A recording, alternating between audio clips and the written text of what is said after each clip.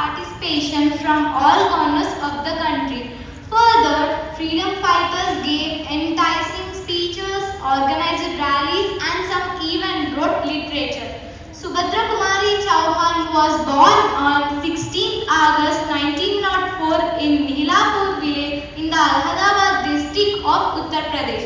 She studied in the Crossway Girls' School of Allahabad.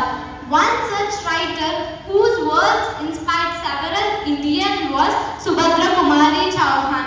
She passed her middle school examination in 1919 at the age of 16.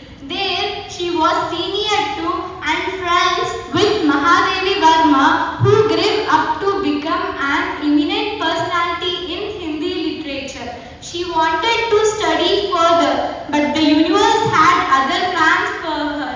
The same year, she married Thakur Lakshman Singh Chauhan of Kandwa. Later, the couple had 5 children. However, immediately after getting married, they moved to Jabalpur, which was located in the central provinces. Subhadra and her husband were followers of Mahatma Gandhi and they want to participate in the freedom struggle. So, in 1921, they joined the non-corporation movement. Subhadra became the first female satyagrahi to be arrested in Nagpur. So, in 1921, she was jailed for protesting against British rule. So, she even became the part of Legislative Assembly. And she is in Nagpur attending an assembly session. Unfortunately, on 15th Feb 1948, she met with an accident near Sinoi, Madhya Pradesh and died on the spot. The entire nation mourned her loss at the time of her death. Subhadra was really fond of poetry. Throughout her life, she released several Hindi poetry.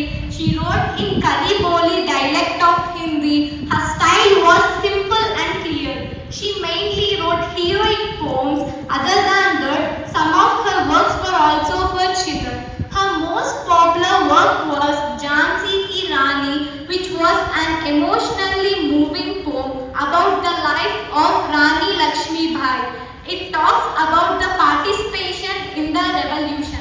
It is a tale of courage and bravery. Her memory had been honored through utmost respect, an Indian godship named after her. And the Municipal Corporation Office of Jabalpur, a statue of Subhadra Kumari Chauhan stands tall. And in the